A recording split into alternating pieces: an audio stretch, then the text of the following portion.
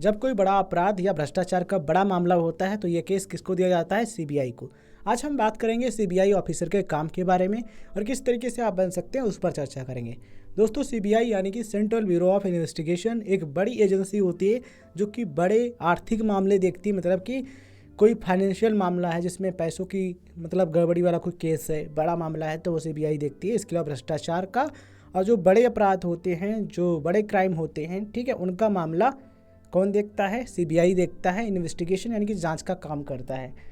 तो CBI officer का main काम है क्राइम इन्वेस्टिगेशन, मतलब कि जो अपराध हैं उनकी जांच करना। स्पेशली बड़े अपराधों में सीबीआई तक केस जाता है, ठीक है। एविडेंस कलेक्शन का मतलब कि जो अपराध हुआ है तो उसकी पुष्टि करने के लिए सबूत ढूंढना, जो एविडेंस हैं वो कलेक्ट करना, ये काम होता है कोर्ट केस प्रिपरेशन। कोर्ट में कैसे केस करना है, ठीक है। कुल मिलाकर के अपराधी को सज़ा दिलवाई जाए, या फिर जो मामला कोई आर्थिक मामला हुआ है या फिर भ्रष्टाचार का मामला है, जो दोषी हैं उनको दंड मिले, उसके लिए जांच और एविडेंस कलेक्ट करके कोर्ट तक केस पहुंचाने के लिए ये काम भी सीबीआई करता है, ठीक है। तो ये मेन ड्यूटीज़ होती है। स्पेशली बड़े जो मामले होते हैं उनमें सीबीआई इन्वॉल्व रहती है, मतलब सीबीआई का रोल रहता है बड़े मामलों में। कैसे बन सकते हो? ग्रेजुएशन कम से कम होना ज़रूरी है, मतलब कि कम से कम ग्रेजुएट आप होने चाहिए।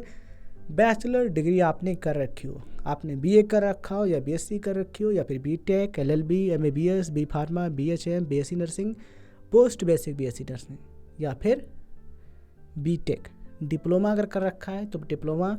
देखो, नॉर्मली जो इंजीनियरिंग का डिप्लोमा है या फिर नर्सिंग का डिप्लोमा है तो ये डिप्लोमा मतलब बैचलर डिग्री के अंतर्गत नहीं आते हैं, इसलिए केवल ये कर रखें तो आप अप्लाई नहीं कर सकते हैं। लेकिन जो पोस्ट ग्रेजुएट डिप्लोमा है, देखो पोस्ट ग्रेजुएट डिप्लोमा तभी होते हैं जब आपने बैचलर डिग्री कर रखी हो, ठीक है।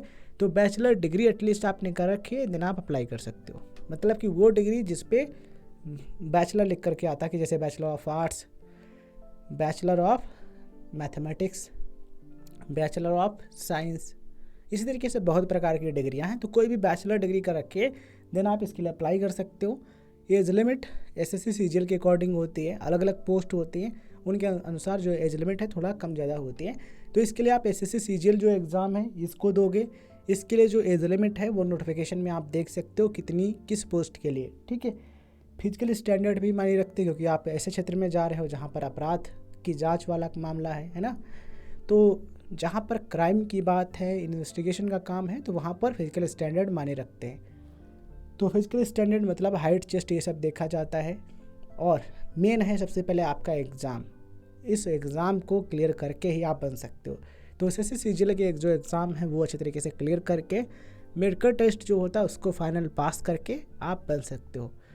तो अगर आप एसएससी सीजीएल के बारे में डिटेल में वीडियो चाहते हो तो कमेंट सेक्शन में ज़रूर लिखना, हम बहुत ही जल्द उस पर वीडियो बनाने का प्रयास करेंगे। स्पेशली जिस पोस्ट के बारे में जिसका एग्ज़ाम पैटर्न मतलब जैसा होता है उस पर वीडियो चाहते हो तो कमेंट में नाम और पोस्ट का नाम लिख देना कि स्पेशली किस पोस्ट के लिए चाहिए, तो उस पर हम जल्द ही वीडियो बनाने का प्रयास करेंगे। धन्यवाद। जय हिंद, जय भारत।